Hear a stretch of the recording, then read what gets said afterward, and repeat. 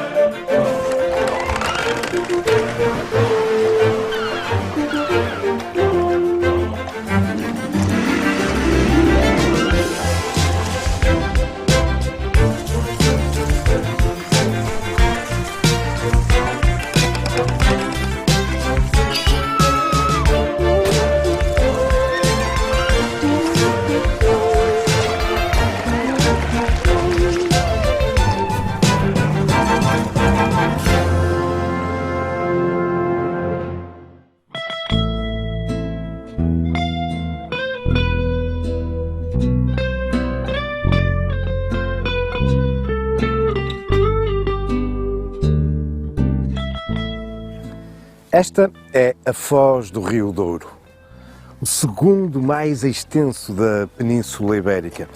Nascido a centenas de quilómetros de distância, bem no interior do norte de Espanha, o Douro é também a maior bacia hidrográfica da Península, maior ainda que o Tejo.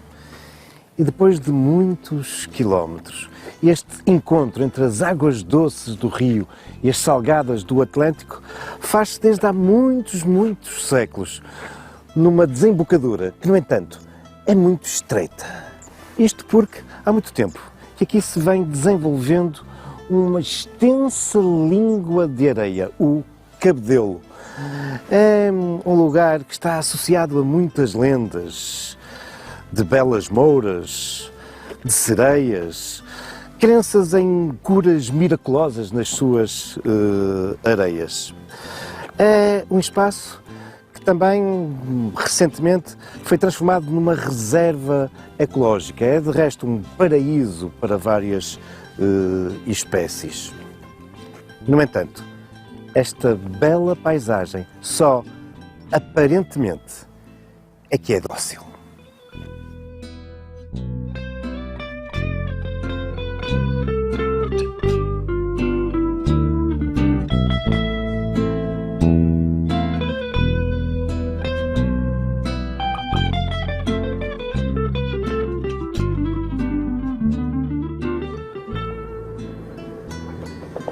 É de facto uma paisagem idílica do Cabedelo e, no entanto, é uma estrutura natural muito perigosa. Ao longo de séculos, condicionou de um modo muito significativo a navegabilidade da entrada na Barra do Douro.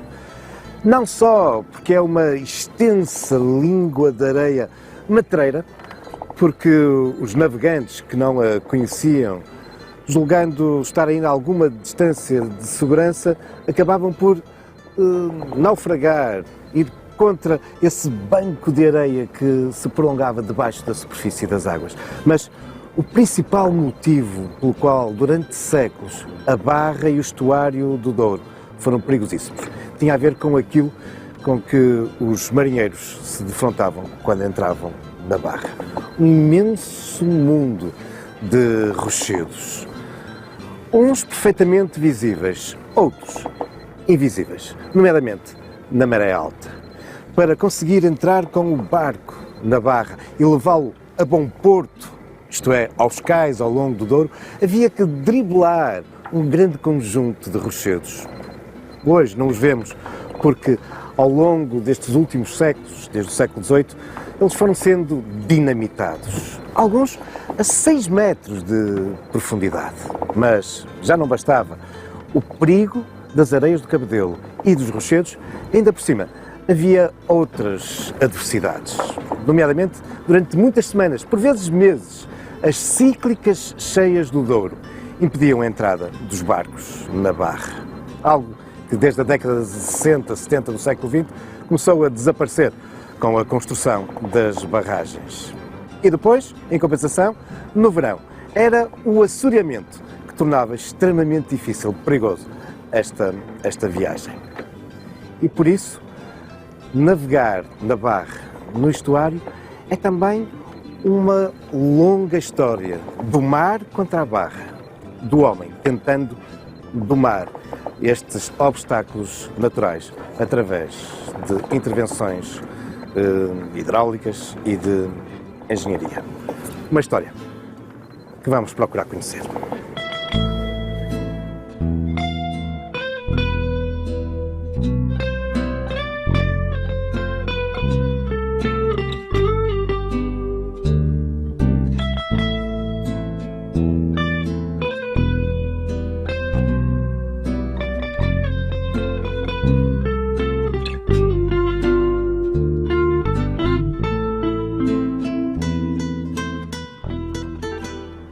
Mas foi, curiosamente, estas características de grande perigosidade da Barra e do estuário do Douro que acabaram por conferir muito do segredo do sucesso da cidade do Porto, da sua vocação mercantil, portuária.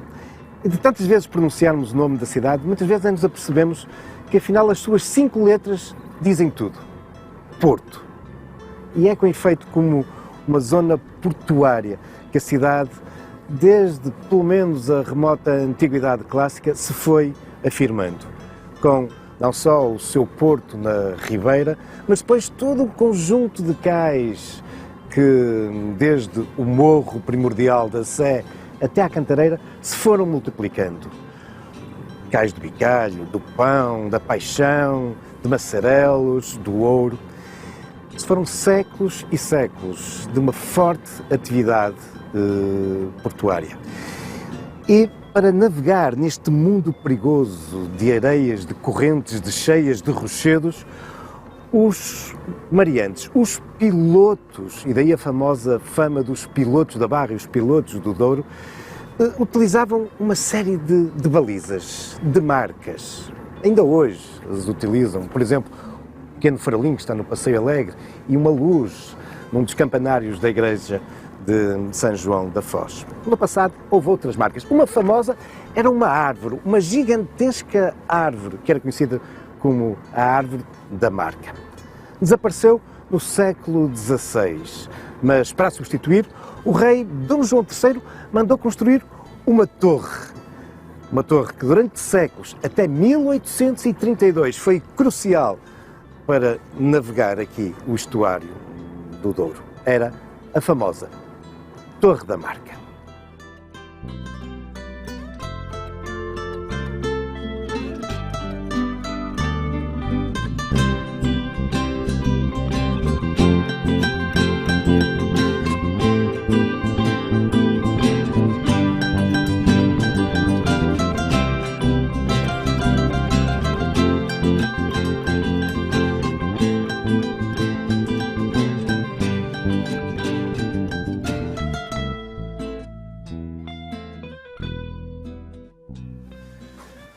Nesse mesmo século XVI em que foi erguida a Torre da Marca, uma outra torre ia surgir no estuário do Douro.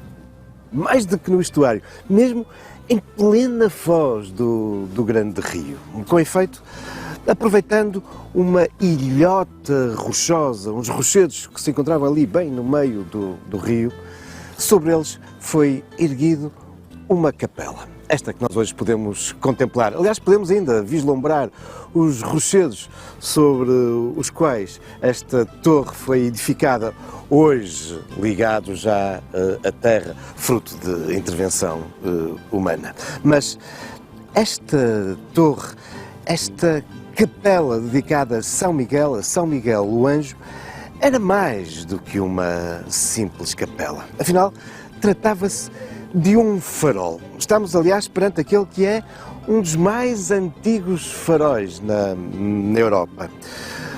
Era uma estrutura que procurava sinalizar a entrada da Barra. E por isso, para lá de ser um apoio religioso, mental, para quem demandava esta perigosa entrada no rio, que se apegavam, pediam a proteção de São Miguel o Anjo quando tinham que fazer esta navegação perigosa, mas para lá dessa função religiosa, tinha também aqui uma função bem prática. particularmente à noite, quando no alto da Capela Farol se erguia uma alta fogueira que, através desses sinais de fogo, de luz, assinalavam a entrada da Barra do Douro.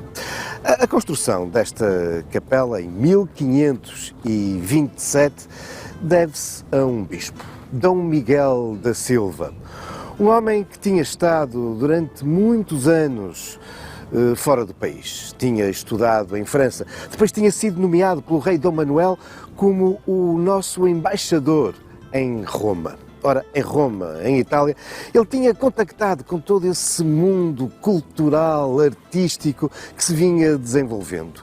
O Renascimento, imbuído também muito do espírito humanista que irá caracterizar esses tempos. E quando ele chega a Portugal, o rei Dom João III tinha mandado regressar ao nosso país, Dom Miguel da Silva vai se tornar o responsável do mosteiro de Santo Tirso, que nessa altura possuía o padroado aqui, de São João da Foz. E é Dom Miguel da Silva que vai mandar construir aqui este farol. Só que tinha uma particularidade muito interessante na história da arte portuguesa, na história do nosso património.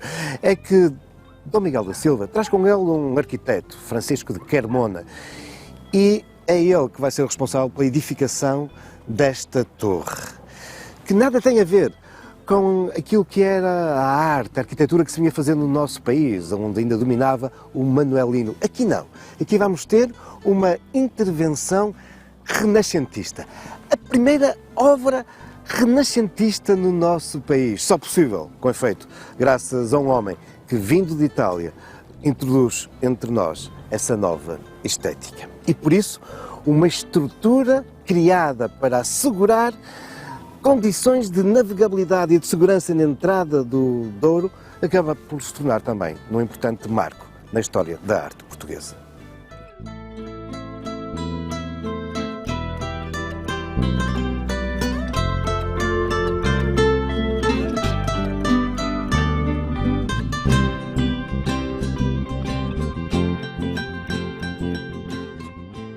Apesar da construção destas importantes estruturas, como o farol de São Miguel o Anjo, ou de relevantes balizas, marcas, como a Torre da Marca, a verdade é que, de um modo crescente, a Barra e o estuário do Douro se iam convertendo num cemitério de embarcações e de gentes.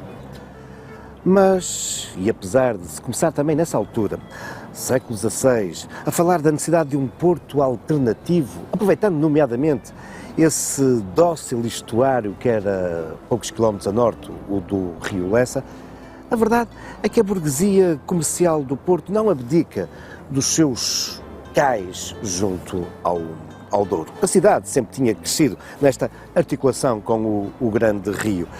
E isto ainda se vai acentuar mais a partir do século XVII, quando o Porto se vê envolvido num grande comércio internacional em torno do vinho do Douro, do vinho cheiroso de Lamego, que passa, graças aos ingleses, a sair pela Barra do Porto e passa por isso a ser conhecido como o vinho do Porto. Agora são necessários ainda mais cais, agora arrumam ao Douro ainda mais embarcações. E a burguesia portuense, as autoridades, vão procurar responder a isto, equipando as margens com mais estruturas portuárias. É particularmente importante a obra que tem lugar em 1790, quando se começa a fazer o desmonte daquilo que era uma enorme falésia, uma arriba, a Rábida. Era uma verdadeira parede que entrava pelo Rio Douro dentro. Mas, a partir de 1790, começa a ser desmontado. Isso vai permitir, pela primeira vez, abrir uma estrada que liga a Foz ao Porto e que, ao longo dessa estrada, tudo isto se torna num contínuo de cais.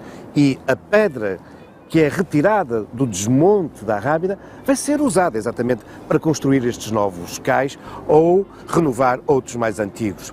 O cais de Massarelos, o do Ouro, o da Rábida, o da Cantareira e até o da Ribeira.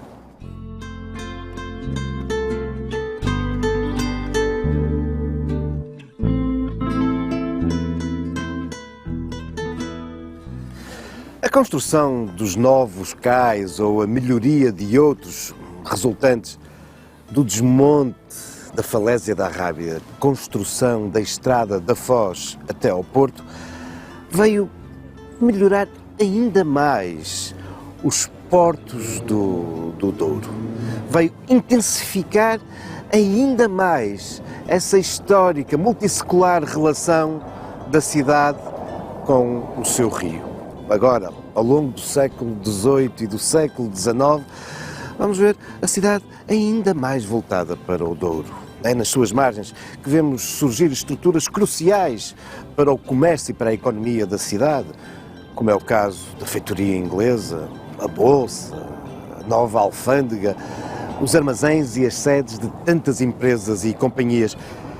E, a partir de meados do século XIX, é também todo este novo mundo industrial, os primeiros polos fabris da cidade, que se vão localizar onde?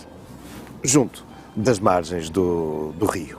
E por isso, a burguesia comercial, mercantil, agora também industrial da cidade, não quer ouvir falar em portos alternativos. O Douro era, sempre foi e desejavelmente deverá continuar a ser o porto privilegiado de todo este mundo de negócios. E por isso, e apesar de continuarem a aparecer projetos que apontavam para a possibilidade da construção de um porto artificial alternativo ao do Douro em Leixões, a verdade é que nunca passarão de projetos. Pelo contrário, procurando responder às necessidades de segurança na Barra do Douro, tendo em conta este número crescente de embarcações que demandam o rio e estes novos cais, vamos assistir ao empenhamento em novas obras. Muitos dos rochedos que estão no estuário são dinamitados e procura-se melhorar aqui e acolá. No fundo, serão quase sempre projetos e intervenções que não passam de paliativos perante uma barra que é cada vez mais perigosa, perante um espaço que é cada vez mais um cemitério de embarcações e de homens. No entanto, há algumas intervenções verdadeiramente notáveis e que, com efeito, vão contribuir para uma maior segurança deste espaço. Entre elas temos que sublinhar aquela que é edificada entre 1792 e 1805.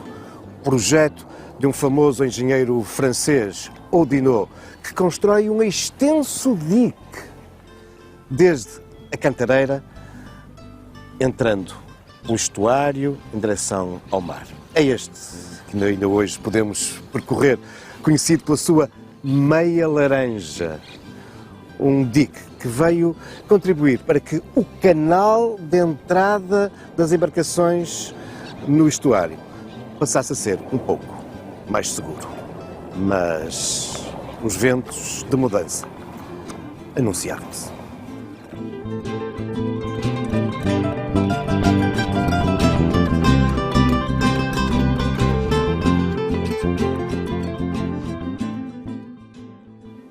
Apesar de relevante, essa intervenção do engenheiro Oudinot na passagem do século XVIII para o século XIX, esse dique que hoje coincide com aquela área que nós conhecemos como o Jardim do Passeio Alegre, não vem responder às necessidades de segurança da Barra e garantir uma boa navegabilidade na entrada do Rio Douro. Longe disso. Aliás, há um famoso relatório datado de 1855 de um engenheiro inglês, Rennie, que está aqui a trabalhar exatamente para estudar novas condições de acesso ao estuário do Douro, que é bem evidente das consequências que a Barra, nessa altura, apresentava para o comércio na cidade. Dizia ele que, particularmente durante o inverno e o início da primavera, acontecia muitas vezes, durante longas semanas, meses, os barcos, por simplesmente não conseguirem entrar na Barra do Douro, nomeadamente nas épocas de cheias ou de grandes intempéries. Aliás, ele até dá um exemplo bem elucidativo, mas que se repetia muitas vezes. Acontecia um barco estar a sair para o Brasil e, nessa altura, estar outro a tentar entrar na Barra, mas devido às cheias, eles acabam por não entrar. Ora, enquanto espera, o barco que tinha ido ao Brasil faz a viagem até ao continente americano, regressa e acabam por entrar os dois. Vejam bem do impacto negativo que isto tinha para o comércio na época. E por isso vão-se avolumando, multiplicando novos projetos, em grande parte também muito incentivados por uma tragédia que aqui tem lugar na Barra do Douro, no dia 29 de março de 1852. O naufrágio do vapor O Porto, um barco que fazia a ligação entre o Porto e Lisboa e que num dia de tempestade acaba por encalhar aqui na Barra do Douro. As vagas vão passando sobre o barco. 66 pessoas vão morrer.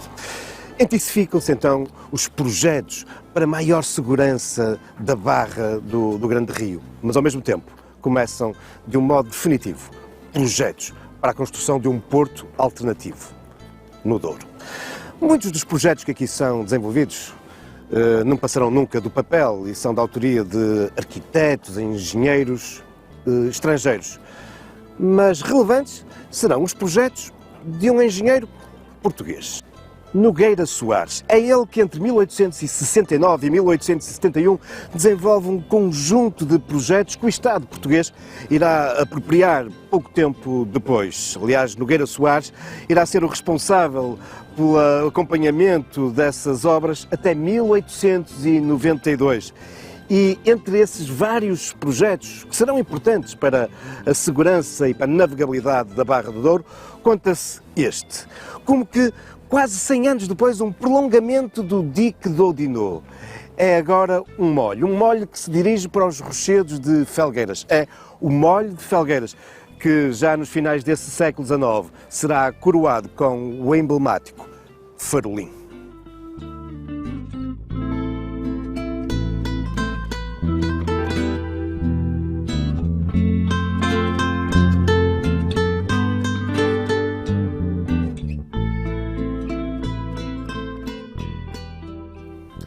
Contudo, quando nesses finais do século XIX é edificado este molho de Felgueiras da autoria de Nogueira Soares, o paradigma portuário da região estava a sofrer uma profunda transformação. É que também nessa altura está em conclusão aquela que é a primeira fase do Porto Leixões, os extensos molhos que na foz do rio Lessa e assente sobre esses enormes rochedos que deram o nome ao Porto, os Leixões, é edificado então essa que é a maior obra da engenharia portuguesa do século XIX. E num curto espaço de anos, em pouquíssimas décadas, grande parte do tráfego, do bulício comercial e do transporte marítimo e fluvial que há séculos se centrava no Douro, passa agora para Leixões. Mas nem por isso. Durante o século XX e já no início do século XXI, se continuou a investir em obras que permitissem uma maior segurança aqui na Barra do Douro, assegurando a sua navegabilidade. Muito recentemente, na mudança do século XX para o século XXI, com o projeto de Fernando Silveira Ramos, assistimos ao aparecimento de uma estrutura colossal, agora com um novo material de construção, o betão. Um projeto premiado nacional e internacionalmente, que veio permitir não só uma maior segurança para os barcos que demandam a Barra, mas também veio travar aquela que vinha sendo a erosão provocada pela ação do mar no Passeio Alegre e na Cantareira. Enfim, o corolário de uma longa história de relevantes intervenções de engenharia, aqui, associado à foz do Rio Douro. Mas há outras relevantes intervenções. Contudo, isso são já outros factos, também algumas lendas, futuros caminhos da história.